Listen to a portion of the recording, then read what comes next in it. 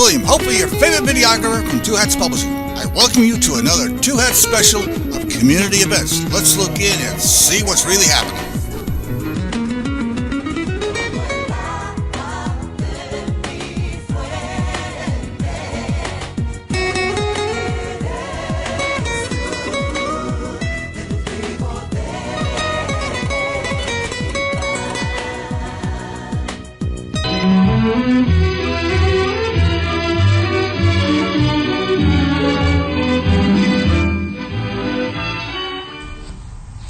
And good afternoon, and welcome to Lambda Weekly. I am Lerone Landis here with Josh. Patti Fink is gone this week, and we have the always lovely Leslie McMurry filling in for her. And our guest today is Gretchen Maines, but we also just want to put together a warm welcome back to our wacky, believable host, David Taffet. Welcome back, David. Thank you. We missed you. Yeah, I felt funny not coming in last Sunday, but I couldn't. Of course you couldn't. I just couldn't. For those who didn't hear, if you weren't listening last week or didn't see me on television, if you turned the TV on over the last week, Brian, my husband, we were married last June 8th, and he died on March 6th, just very suddenly. Well, the funeral was 6, 7, 8, 9, the 11th, and I got back to work this week. The reason I was on the news so much was when I realized he wasn't breathing, I called 911, and it took 20 minutes to get through. 20 minutes? 20 minutes. 20 minutes. I called at 9 o'clock. I didn't speak to an operator until 20 after. At first I called, and I got the message that your call is very important to us, so please hold on the line. It didn't tell me that if this is an emergency to call 911, because I was calling 911. Right. But, my call was very important to them, so important that it dropped. And so I called right back, got the recording again, and I didn't get through to an operator till 9:20. At that point, once I got through to the operator, I said, I need an ambulance. She switched me right over. The paramedic said, I said, I need an operator again, I need an ambulance. They said, let me verify your address. I verified it, and she said, okay, an ambulance is on its way. Now stay on the line with me, and was just talking me through. But for 20 minutes, I was doing chest compressions and mouth-to-mouth. Were you on a cell phone or a landline? Yes, it was a cell phone, and I had the cell phone next to the bed on speakerphone. Yeah. So I wasn't even touching the phone. It's not like, you put it up to your ear and it touches the wrong part of the screen, and it was on the night table. Yeah. So, this is the second death that could be a direct link to the failure of our 911 system here in Dallas. There's also an infant that died, 4 or 5 days after Brian? Yeah, that's Saturday night, I think. Okay. And so, watching the news, we hear a lot of, finger pointing, or see a lot of finger pointing. The city of Dallas is pointing the finger at T-Mobile, saying that the system was flooded with all these ghost calls from T-Mobile. T-Mobile is pointing the finger at the city of Dallas, saying that their system is flawed with its old system. So, what have you heard? Because I know you went to a press conference. Yeah, I went to a press conference, and all the TV reporters are trying to get their question in because they can't take somebody else's question. It's better if you have your own question. And usually I'm real polite at these press conferences, and I only ask a question when other people aren't. But this time I wasn't going to have it. Mike Rawlings knew Brian, and I wanted this real personal. And I knew none of them had a personal story, so I just said, excuse me, but on Monday, and I told the story. And I could see Mike Rawlings' mouth just, his face just dropped. And I made it personal for him. So I'm not blaming him. No. He's furious over this. He doesn't know how to fix phone software. Right. Yeah. If nobody told him that we have some equipment that's antiquated, why would he know? He was furious over this. So I'm, no blame in that case. Is it And also, limited let's to point out- Dallas City, or is it Dallas County? Is it more widespread? 911s are cities. Okay. It's connected right into your fire department, to your local police department. All those are city-run things. Well, a lot of them are county-run, though, if they're unincorporated. If they're unincorporated, it would be, yeah, and there's probably a separate 911 system for that. But like Mesquite has its own 911 system. They're not contracting with each other. Each city throughout the entire country has a 911 system. So here's where I don't believe them. Well, that's where it makes it more complicated if you have a cell phone, because I have a 214 area code on my cell phone, but if I'm down in Waco and call 911, it has a 214 area code, but I'm not in Dallas. No, But I think it'll pick up off of the transmitter wherever Tower. you are. it goes Tower, by the yes. cell tower. Yeah. The cell tower is programmed to get it to the local 911. So even though I live in Dallas County, if I'm in Garland where I live, it's going to go to Garland. Oh, about 7-8 years ago, I had an accident coming back from Austin, and it was like in Belton. Yeah. And I dialed 911, and I got the local police. Anyway, so here's what they're saying is wrong. First of all, they're saying 911 was a little bit understaffed, and they hired 12 operators for positions. Okay, Dallas has been growing. If you live in Oak Lawn or several other parts of the city, you know it is. Traffic is miserable compared to what it was a year ago. Dallas is growing. You know, we have a traffic jam, and you see it, and it's obvious. You know, we really need a traffic light there. But it's not obvious. You know, we have more people here now. More people mean more 911 calls means we need to hire operators. Maybe somebody should have thought of that. I get how that's not the thing that you think about. Right? Yes. Yeah. And it's also very important to consider that the people who are calling 911 are people who feel that their lives are in danger or that someone else's life is in danger.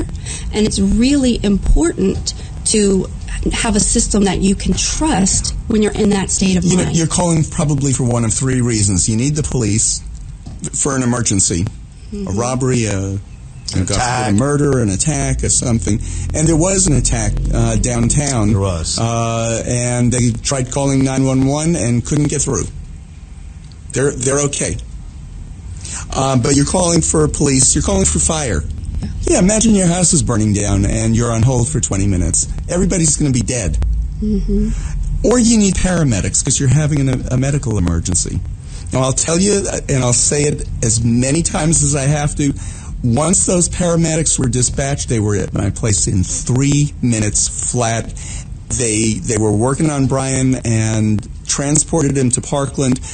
Service in Parkland emergency room was fabulous. Interesting story. How are you related? Because they need to know, especially if the person doesn't live. I said, I'm his husband. And they asked me, were you legally married? I said, yes. Didn't ask me to provide any paperwork. Just asked me if I was legally married as a matter-of-fact question. And kept moving. When I said I was, I'm next of kin, and they went on with the paperwork. They were as professional as could be, but they were compassionate. And I mean, Parkland is such a technological wonder. It really is. They had any and all equipment available there. Now, had Brian gotten to that equipment an hour earlier, who knows? So, but and the things we don't know. Yes. Not that I'm saying he would have made it through. The doctor even thinks what happened at home might have just played out at the hospital. So, but nobody else should have to go through this because for those 20 minutes, I was frantic. Of course, that had to seem like 2 hours, not 20 minutes. Each minute seemed like an hour. Each minute. You know, when the paramedics came, they started doing compressions. Mm-hmm. And when they're doing them, these are like 6 burly men came into the apartment. They're switching off every 2 minutes. I was at it for 20 minutes. Yeah, and you blow away in a strong breeze. Uh-huh. It's not possible to keep up with the pace and the rate and what you need to do for 20 minutes. Because they couldn't do it, and they're trained to do it. And I think some of them were probably younger than I am. Probably. think so. Maybe. Yeah. And David, That's I'm sure. you were in a traumatized state of mind. So what you could do in your normal state of mind looks quite different when you're in a traumatized state. Oh, the adrenaline was running. There's no question there. But just normal CPR, you do it in 2-minute rotations, not Yes. 20 minutes. And, I think I got a breath several times, but I couldn't sustain it. Right. So what did at the press conference, did they offer any, or even since the press conference, have they offered any advice? What do you do when you call in and you can't get through? What are we supposed to do as citizens? Did they say anything about that? don't hang up. And I said, excuse me? Don't hang I didn't up. hang up. So just sit there with a busy signal. Here's what T-Mobile has found with their calls. If you're calling in on the T-Mobile network, it dials in on the 4G network. If you don't get through, it dials back thinking it just didn't get a connection on the 3G network.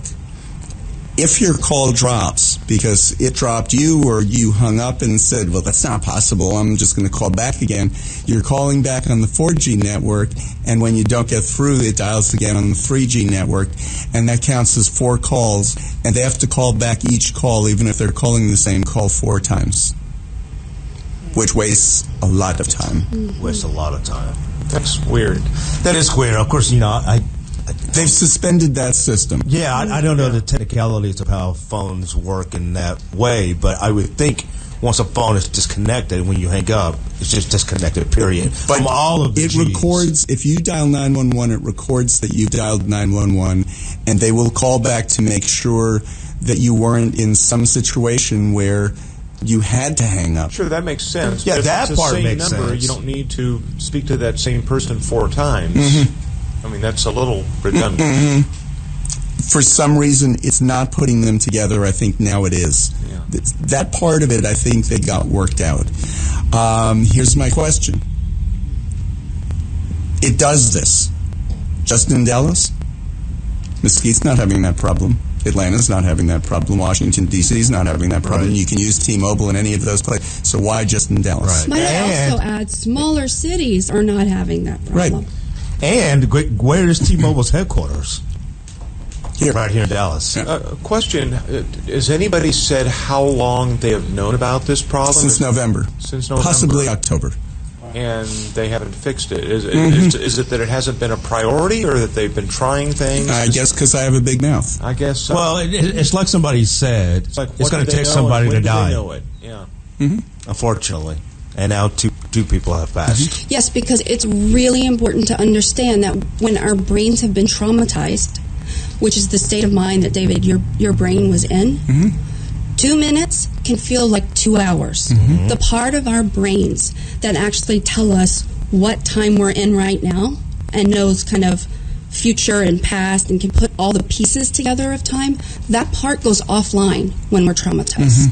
So people may not even know how long they're on hold or they're having to call back. That's a good point. They might not realistically know what that looks like. And the only reason that I know the time is because on my cell phone it has the time there, and I was watching the time. Yes. And I'm thinking, okay, that's 2 minutes. Okay, it's 3 minutes. Okay, it's 5 minutes, and I'm getting more and more frantic over the time. Yes, absolutely. So Because what we don't want, and I know this happened in the situation with the infant that passed, is that people trying to lift the bodies and get in the car and get frantic and try and take the people that they're trying to get to medical care and rush them to the ER by themselves. I would have done that if Brian was walking around like he was a couple of hours earlier. Yes. I would have done that because we live so close to Parkland. You do. So, But that's what happened in the case of the infant that died. The mother, she never got through to the to 911. At least you got through eventually. She never got through, and eventually had to rush the little boy to the hospital, and he passed anyway. So That's horrible. while they're monkeying around with this system, what is their advice to people? Just don't hang up. Don't hang It up. takes 20 minutes. It takes 20 minutes. Oh, well, sorry. Yeah, just sit there and hold on and listen to a busy signal. not a busy signal, a recording that says your call is very important to us. Please do not hang up. That's right, you said that. Yeah. And I'm glad the recording kept playing, because that's how I knew I hadn't been hung up on. Yeah. Right. Yeah, that is absolutely. It didn't say. That's not good enough. No. Okay, so they hired some more operators. Now, how many do they typically have? I mean, is 12 like doubling their staff, or is 12 like adding? I think they're strategically placing them during hours that are busier. 9 o'clock on 9 o'clock on a Monday evening shouldn't be one of those busy times. Saturday night, sure. You have accidents, you have all kinds of things like that. People are drinking more. Right. 9 o'clock on Monday night. That's not the busy time. Hour, yeah. That's not rush hour. So aside from hiring more staff, did they Okay, so temporary T-Mobile fixes? has temporarily disconnected that 3G, 4G thing. Good to know. They looked at our equipment. The 911 equipment had been upgraded in 2011. I get it with phones, that if it's more than 3 days old, it's out of date. I get that. But 2011, how many cities upgrade their equipment once a year? You just don't do it. While they identified some antiquated equipment, it's possible when they upgraded at that time, they didn't take everything, just rip it all out, put all new in. There might have been some older pieces there that now do need to be replaced. And if we do need to replace some equipment, let's do it. But I can't believe Dallas is the only city that has equipment that's a little bit older, because we're not hearing that this is happening in other cities. I was going to say, I wonder what it's like down in Houston, which is almost double the size of Dallas. So, hadn't heard any problems. Is Houston this technological wonder when it comes to the 911 system? They have T-Mobile also. Or do they have 3 times the number of 911 operators because they know their system doesn't work? Right. Yeah, I'm not buying this whole story. Why only Dallas? Yeah. And like on CNN, they brought out a story about a couple of glitches that happened in Atlanta. This isn't a glitch. This has been going on since October. Right. And it's been getting worse and worse. That's not a glitch. Yes, this is absolutely a systemic issue. Yeah. So, maybe there's additional software problems. T-Mobile is looking for it.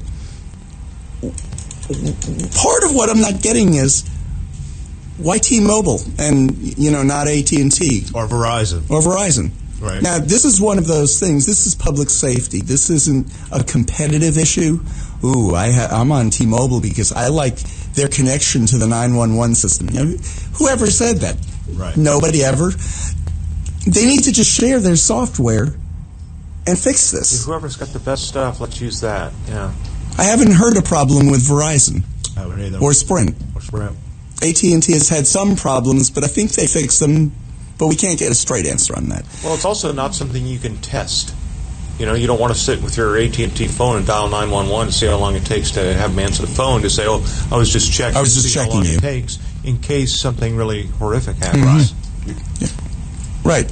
So, but they have ways of testing it to see whether the calls are going right through. Maybe they do, but I haven't heard any publicity about them testing it and what the results are. For that reason, so that people don't start doing it themselves. Yeah. Well, I'm going to take it into my own hands and see. Yeah, but I mean, it's just, to me, as this is happening, what goes through my mind is, well, what would happen if? And what are the reasonable expectations? What are they telling you is the normal time to be on hold or waiting for a 911 operator? I mean, just 20 minutes is completely and totally unacceptable. We need to take a break. Before we go, one of our former guests, one of our regular guests, sent flowers. You know who? Eddie Bernice. Yes. Wasn't that sweet? It was very sweet. That just made my day that day when she sent them. So that's awesome. You're listening to Lambda Weekly on 89.3 Knon FM. I'm Dave Taffet here in the studio with Lerone Landis. The late Patti Fink is running very, very late, so Leslie McMurry is here with us. And our guest is Gretchen Manus. We're going to get to Gretchen more right after the break. We're going to talk a little bit about grief. This is Rollins Gelland, and I'm listening to Lambda Weekly on 89.3. And darn glad to be doing it. Hi, this is Valletta. All right, Living the Sticks Music Festival Need Peace Ranch between Fort Worth and Austin. Nooner Pine with other acts to be announced on April 22nd. This is a benefit concert for soldiers who are returning and wounded Vietnam vets. So, Iraq War vets. You old people just still living in the Vietnam era. And that's going to be on April 22nd. For direction or ticket information, call 254-727-5069. Again, 254-727-5069. And welcome back to Lambda Weekly. I'm Dave Taffet here with Lerone Landis and Leslie McMurry. Our guest is Gretchen Manus, and yes, Gretchen Manus is Josh Manus or Chris Manus's. He's schizophrenic. Leslie is looking at me, but it's got two different names. I used to. His sister. Gretchen is a counselor. And for anybody who didn't hear the beginning of the show, Brian, my husband, for 9 months, passed away on March 6th. If you listen to our November Pledge Drive show when we played the Newlywed Game, Brian and I won, right?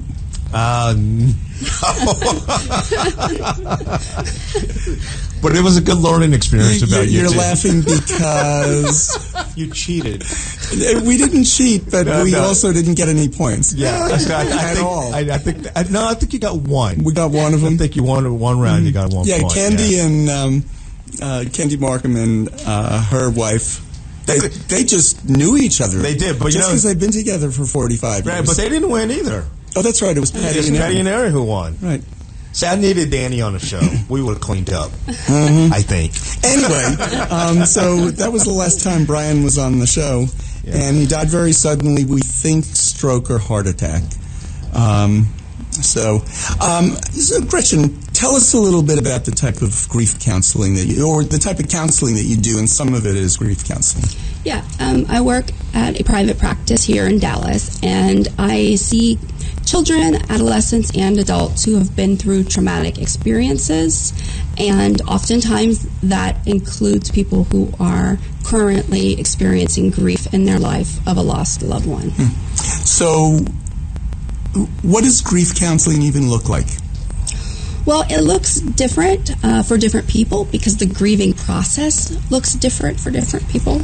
But what the core goal of it is to allow the grieving person to sort of have a support system, a place where they can go and they can talk about what their individual experience of grief is, and then come up with ways to cope with the grief they're feeling. Does one person who's gone through grief a number of times, I lost a number of friends through the AIDS crisis. I've lost both of my parents. My grandfather, the last time I spoke to him, he said, I said, how are you doing? He said, the doctors are standing at the foot of the bed, and they said I have cardiac arrest, and my liver isn't functioning, and my kidneys aren't functioning. What do they think? I'm deaf? So, my grandfather, he'd be 136 this year had he just lived through that one last illness. But, so I've had different stages or different grieving experiences. Does the same person tend to go through grief the same way when they lose different people? It really kind of depends on the environment of the loss, so what kind of loss it was. So maybe if you had another loss that was sudden and unexpected, then this current loss might feel similar in some ways. But in general, it is a different process, depending on where you are in your life, developmentally where you are, as well as what relationship you had with the person that you lost. At Brian's memorial, I was sitting next to Cece Cox with the Resource Center, and Cece made an observation that really hit home with me as we were looking around. It's basically who's who of the LGBT community in Dallas, and she said, not to get dark, but it's just a statement of fact that loss is such a big part of who we are as a community. Mm-hmm. Certainly in Brian's case, it was this sudden loss. But so many of us, like you say, you've lost so many people through the AIDS crisis. It's just a part of the fabric of who we are. as a group, and it's just that's something that we do well. Absolutely. There's such a thing. I think there's a certain resilience in the LGBT community because it's had to be that way. It's like you've developed these skills to be able to cope because that's how you've made it this far.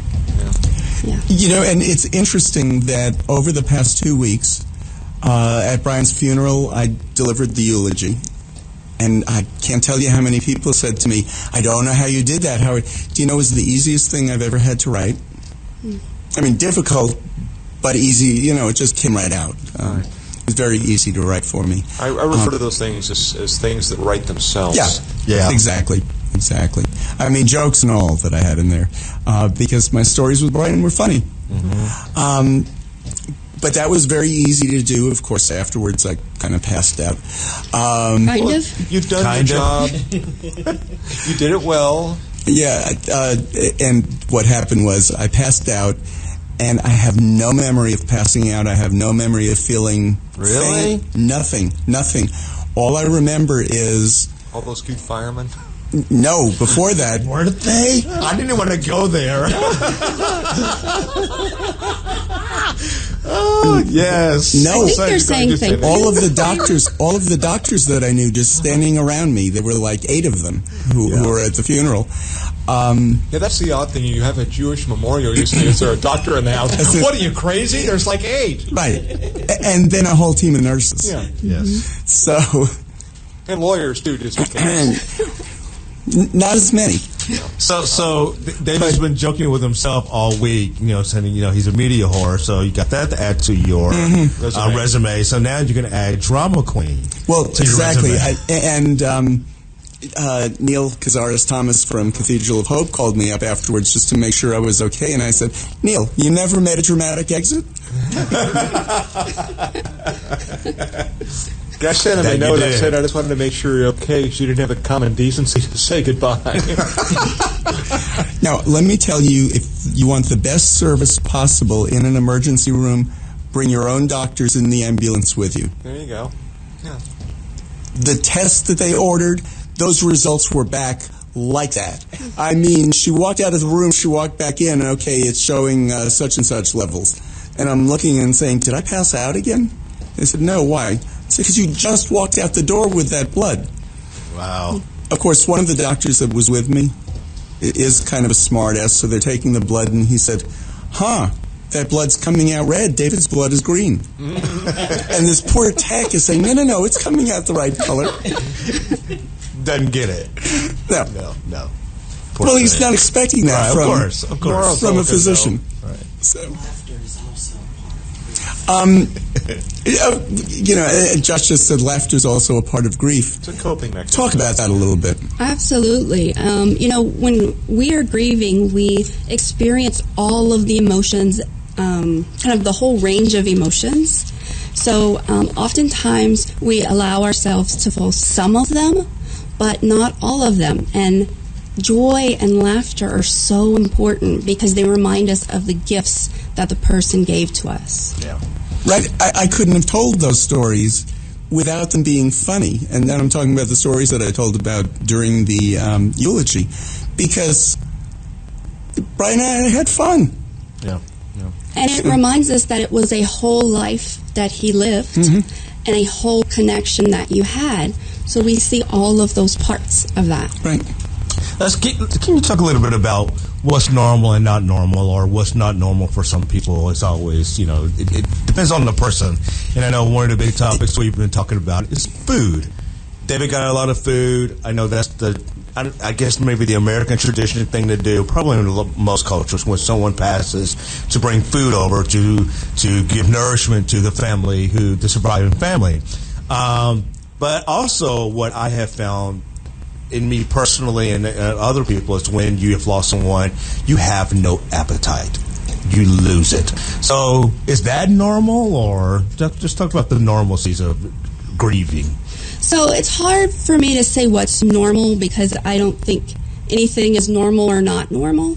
I will say that when you are in the grief process, especially in the very early stages, your brain is still in that place where it is traumatized And when you are functioning with a traumatized brain, your digestion slows significantly and your appetite goes away. Your breathing takes up a lot more of your energy. Your brain is working very hard to think. That takes a lot of your energy, and food becomes less important during that time. Now, I'll tell you what, the first day after, because he died Monday night, I didn't tell anybody other than one person in my office that I wouldn't be coming in for the week. But I didn't tell anybody till Tuesday morning, because by the time I got home, it was midnight.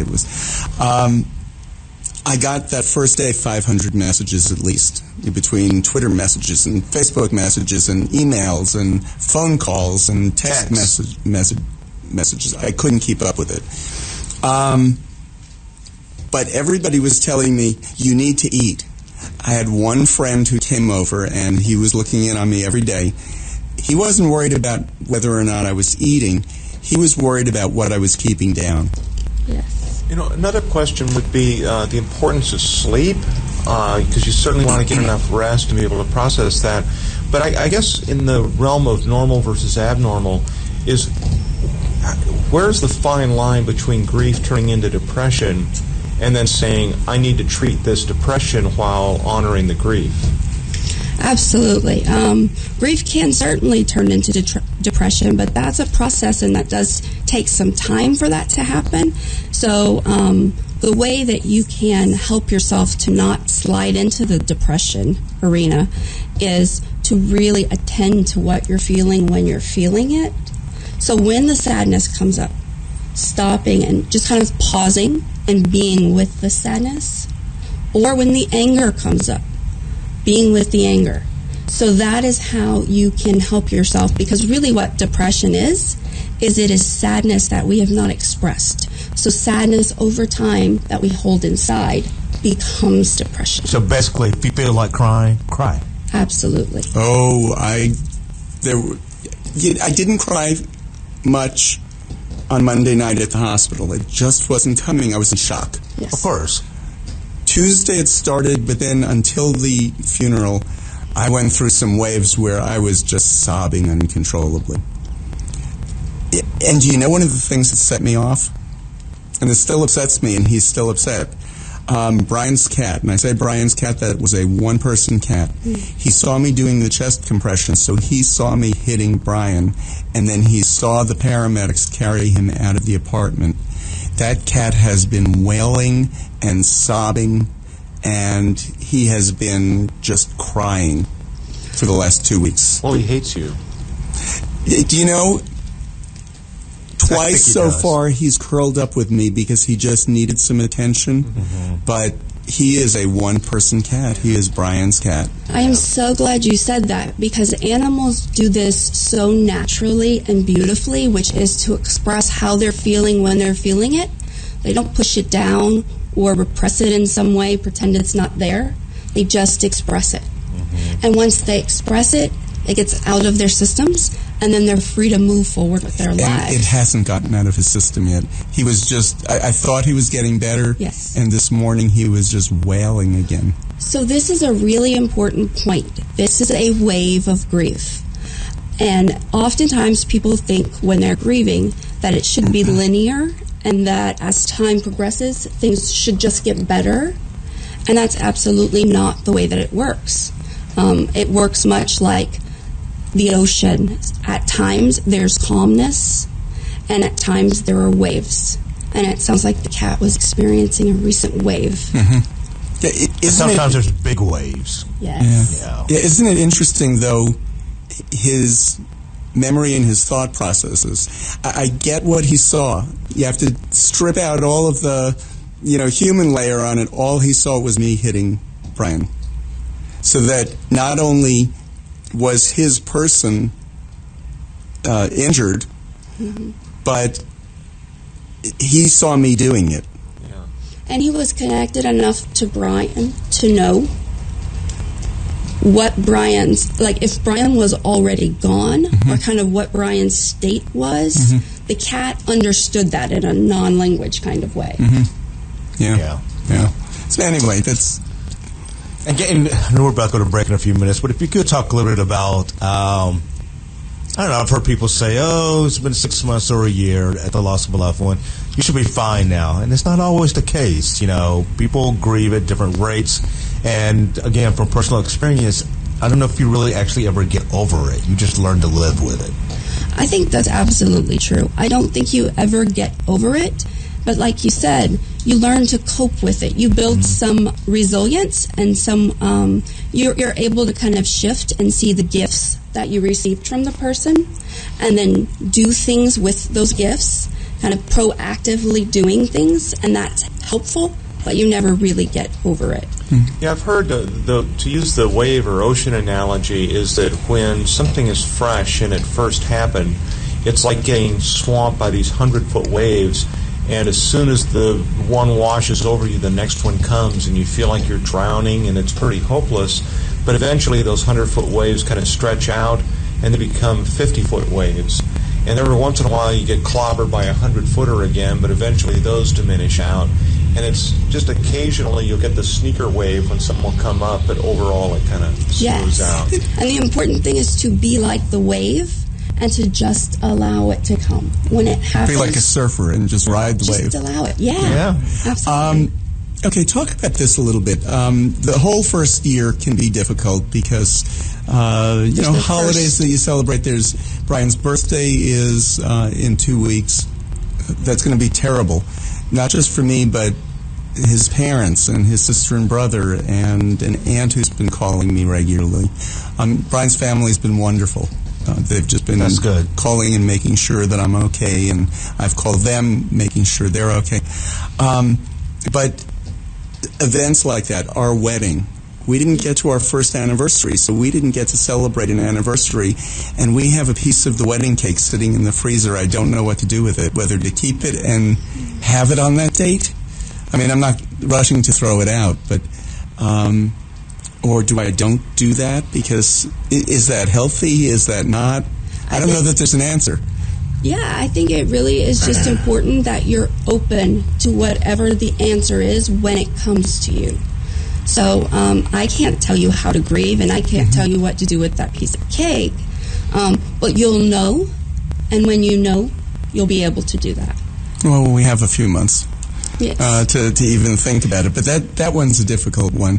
Yes, and also it's important that you're saying that because the anticipation of it can be as stressful as the actual event of the 1 year anniversary of something like this. So sometimes the anticipation and the anxiety that we get can be as stressful as some of the other feelings that we're experiencing. One of the other things, and we just have 1 minute, one of the other things is sometimes some things have happened that seem very unimportant that are the things that are setting me off. Big things. Oh, sure, I'll go on CNN and whatever and talk about our 911 system. We need to get it fixed. And people have asked me, well, how are you being so strong? Because it's given me something to do that I know is important. We need to just get the 911 system fixed. It's not about me suing the city. I'm not, it's not about me being angry at the city or I just don't want other people to go through what I went through, which was being frantic for 40 minutes, or for 20 minutes. Why don't we take our break, because I want to explain this one a little bit. You're listening to Lambda Weekly on 89.3 Knon FM. We'll be back right after this. Hi, this is Valletta Bell, and I listen to Lambda Weekly. I hope that you will too. And welcome back to Lambda Weekly. I'm Dave Taffet here in the studio with Lerone Landis and the early Leslie McMurry. On time, punctual. The punctual Leslie McMurray. Our guest is Gretchen Manus. We have a city thing I want to get to, and we'll get to that in just a few minutes, Leslie. Yes. Because it's a biggie. But we're just talking about how to grieve. Okay, and I remember this when my mother died also. It was odd things that would set me off. So here was one. The cat food. Cat's an older cat, and he's on a gentle formula that only one particular grocery store carries. I cannot stand that place. I can never find anything in it. I can't stand their self-checkout. I can't stand that you have to have a card in order to get the best price there. I don't want to be a member of their damn store. I just don't. for a while, I was just collecting cards. I'd say, okay, give me a card. They give me a card. Do you want to put your information in? I said, no, I'm just adding this to my stack. That store just... Such a curmudgeon. Plus their gun policy, I don't like it. And you know what? They want to have that gun policy where they welcome everybody with open carry in their store. Fine. I don't need to be in that store. People who want to carry guns in the store, which is in Dallas, nobody. Fine. I like going elsewhere. I can only get this cat food at that store. Sometimes I like to shoot my own turkey for Thanksgiving. Is that a crime? No. In Dallas city limits, I don't know. It does tear up the freezer in the Kroger. But anyway, how normal is it? I know that's not an important thing, but I'm thinking, damn it, Brian, you're the one who went to this particular grocery store, and I go to Aldi. Those are the real life, day-to-day events, and that is when this is going to come up for you. Mm-hmm. It's going to come up when you're doing what you would normally do in your life with Brian, and this is different. So it's certainly you're angry, and you have every reason to be angry. So it's your anger with Brian for leaving, and your anger with having to go to that grocery store you did not want to go to. Mm-hmm. Other things that I'm thinking when it's time for an oil change. It's real easy. He drops me off at my office. I live 2 miles from the office. Drops me off at the office. He goes to our service station, which is right down the street from us, drops the car, walks home.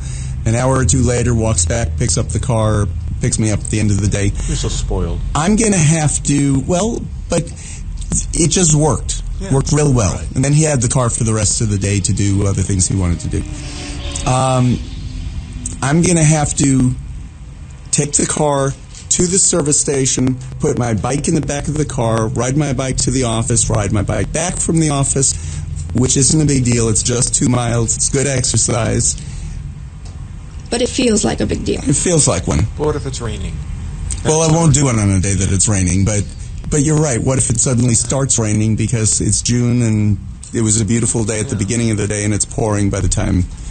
I had a question for Gretchen to explore a little bit, because like when you lose a partner, it's somebody who shares every bit of your daily life, knows everything about you, and it's fairly natural, or expected anyway, to lose parents. But what about kids that are younger, that have lost a parent at a young age, where it's really those formative years, 5, 6, 7 years old, where they're old enough to understand that parent's gone, but not old enough to really deal with it in a mature fashion? And it can manifest itself, I guess, in either self-harm or in behavioral issues or all kinds of things. I actually do see quite a few kids in my practice who are grieving a parent.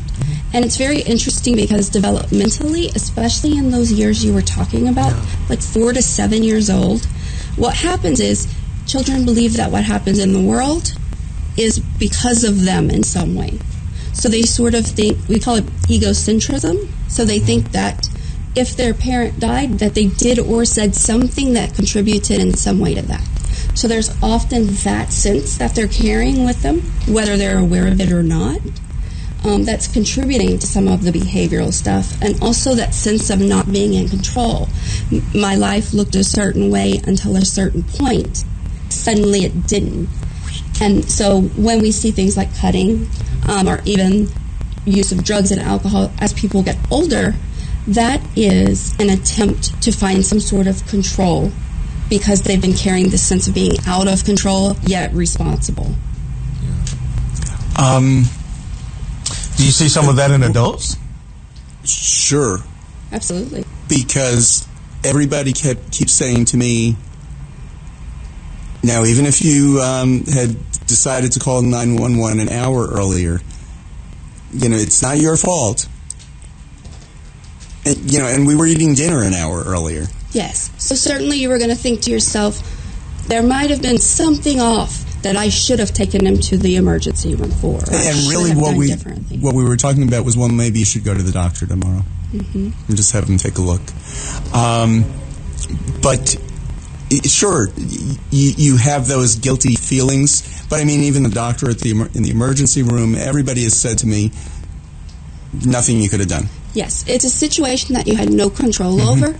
So the guilt that you might feel is sort of an attempt, a hope that you could have controlled it in some way. Well, and part of it also, especially as you're going through it and as you're putting it through your mind over the next few days, it's not an attempt at blaming yourself. It's sorting out everything, making sure that you understood what was going on, and even if it does come out as blame in some of the versions, it's just working it through and coming up with the best version that you can come up with for yourself. Yeah, and that brings me back to the state of mind that your brain was in during the event, and then even days after it, kind of coming out of that cloud of fogginess and trying to really just put the pieces together. So there is that legitimate piece, like what actually Right, and happened. when we say fogginess, I passed out. Yes, you did.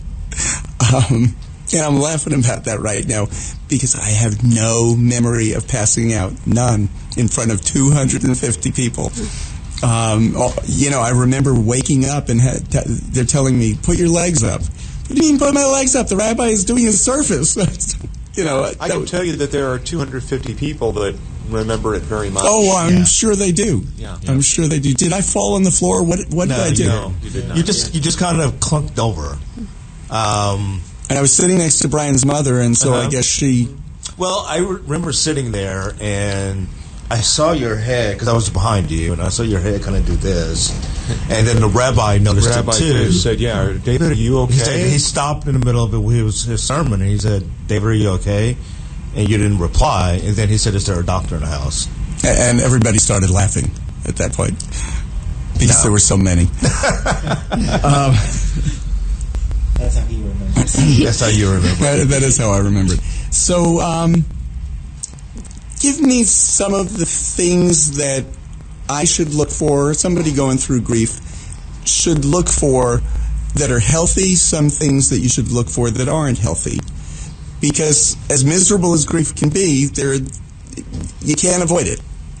Absolutely. And some of it is healthy. That is the key to it, to not resist or not give into the resistance of avoiding it, because that always makes things worse. So the actual being with the feelings when they come up, no matter what they are, and also talking to someone, having at least one person that you can talk to and that you can trust, and that you know that their focus will be on helping you to get what you need. And what are some things that aren't healthy? Things that aren't healthy would be a denial of what happened or kind of what is, but that would be in a behavioral way. So sort of pretending things were different and drinking away your sorrows, or using drugs, or there's lots of ways that people might try to cut the reality or the feelings off. Okay. What about friends? Josh, go into the mic. So what about friends and family? I mean, what can they do? Because they're grieving too, but they're thinking of David, they're thinking of Brian. It's really important for people who are connected with you, David, to understand that they can offer to bring you food, or they can offer to help you in some way, but you have to be able to say yes and say no when that's appropriate for you. And with the food, I did have to say, well, I didn't say no. There's so much food, but I couldn't keep a lot of it because I have food allergies that people are not cooking for. So as thoughtful as some of it was, especially when you're sick or going through a period of grief, your food allergies just, they are out of control. Absolutely. So, And how do you approach your friend or your family member who's grieving? Because you do want to help them, but you don't want to overstep your boundaries. Just one night, I think me and another friend of David's like, well, somebody should stay the night. And I'm like, are you going to stay the night? Are you going to stay the night? So, but we didn't want to jump in there and just overstep our welcome. Yes. When are you providing help, and when are you providing more stress? Exactly. And I think it's just a conversation. People are often afraid because they don't know what to say to the person who's grieving. And so they, in their minds, they think, well, what would I want or need? And then they behave in response to that. And actually, if it's more of a conversation where you say exactly what you just said, I want to offer help, I want to do what I can do, and I don't want to overwhelm you. I had so many people the first week. I had like 10 dinners with 10 different people planned. I don't remember who they were. I went on one. The others just let it fade. But I know because I was counting without writing down who. But we'll get through that.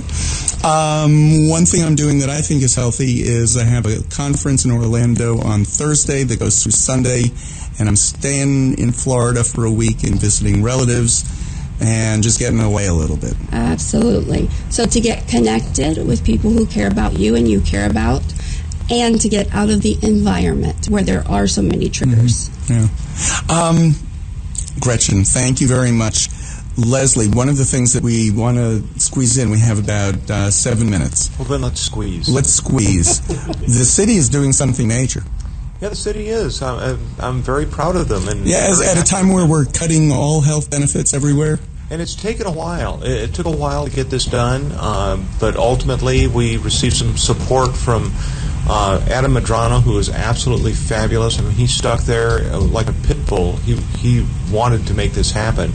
But what we have achieved through having several meetings and a lot of explanations is full transgender health care for city employees, all, 14,000 or so.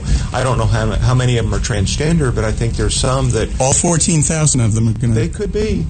Transition now. I kind of doubt that, but I think, on a serious side, for those that maybe had not come out yet for fear of, I can't afford to do this, it's going to be awkward or expensive or whatever. Will my employer support me? Yeah, now... Well, this says yes. Clearly and unequivocally, yes, they will. And the initial offer was not correct. There was a lot of half measures in there, and we really stuck by our guns, and they came back and we got everything we asked for. And as far as how many people will take advantage of this, when San Francisco began offering it, 2 people took advantage. So yeah, it wasn't very many. They had, after 3 years, they'd accumulated $5 million or so in additional premiums, and this was charging about $1.30 per employee per year, and they had only spent about $157,000. So there really isn't a big cost associated with it, but what it is a big giant statement about what kind of city you want to live in. Yep. And the other that's so important about this is that people look to Dallas, for well or for ill, people look to Dallas. And so if people are in Lubbock or in El Paso saying, we want to provide a health care package for employees that's transgender inclusive, the first question they're going to ask is, well, who else is doing that? And now they can say Dallas is. Yeah. And here's an example of what they do, and we can do that here. And that's the thing. It's not that I expect Lubbock to suddenly be offering transgender health benefits, but until Dallas is offering it, I know they're not going to. Correct. Absolutely. One of the discussions that went on about it that I thought was interesting had to do with breast implants and breast reduction. Yeah, that was one of the sticking points, is they were afraid that if they offered breast reconstruction for transgender women, that every woman that was a city employee was going to rush to get a boob job. And A, that's not going to happen, but B, the point that we made to them is, why would you want to punish a marginalized group of society for something that someone else might do? There's very clear standards of care. For instance, women who've had cancer can get breast reconstruction. But they can't under the current policy with this city. Yeah, they can. They couldn't, I thought. No, they could. Actually, what was denied under the current policy was breast reductions. Oh, okay. And that was interesting, too, because one of the city administrators said, that's ridiculous. They should. If you have a good employee who is doing right by the city, having back pain, and has back and neck pain, of course they should be able to get relief. So there's a lot of things. If it's medically necessary, that should be between the patient and their doctor, not between Cigna and the city. And that's what the transgender health is, because WPATH, which is the World Professional Association for Transgender Health, has a very specific set of guidelines called the Standards of Care. And it calls for breast construction in transgender women who have transitioned. So if someone is wanting a boob job and they are not transgender and not someone who's had a mastectomy, then deal with them abusing the system. Don't punish transgender people. Well, but that's considered cosmetic. Yes, it is. Well, they were saying that it was also cosmetic with transgender people as well. That was what they were maintaining. And it's not. It's medically necessary. Because it's cosmetic whether or not your gender? Yeah, whatever. Something like that, or it's cosmetic if you've had cancer? Yeah. Interesting. But anyway, okay. kudos, hats off to them. Yeah, that's Thank wonderful. you so much for that.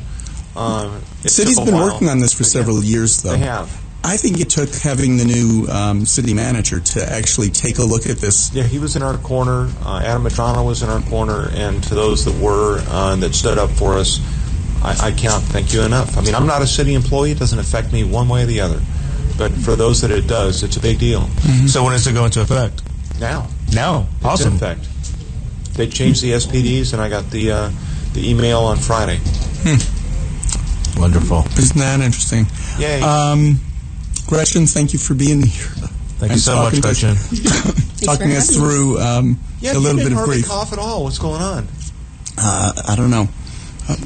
This cough I've had for a month. Oh, I know. It's just the only way I'm talking on the air is, do you know how many packages of cough drops I've gone through? And thank you for filling in, Leslie. Anytime. Thank you. You'll be filling in for me next week? Good Lord. Sure. Yeah. I just need you snarky and... I know no other way. Okay, well... I only come in one flavor. Good. Well, for all of us here at Lambda Weekly, thank you for tuning in.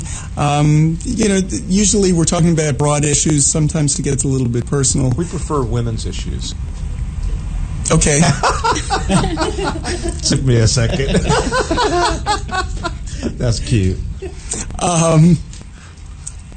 Sometimes it just hits home, but this 911 issue, for me, it's very personal, and I'm not doing it for myself. It's not going to change how Brian is, but it could change things for other people in the city. And I hope so, it does. Yeah. So we're going to keep following it up this week, and I'll be back in 2 weeks. See you then. This is William, hopefully your favorite videographer from Two Hats Publishing. I hope you enjoyed this video. If you like it, please leave comments below, or like, follow, or subscribe to us and get notices of all our videos. We love it, even when you call.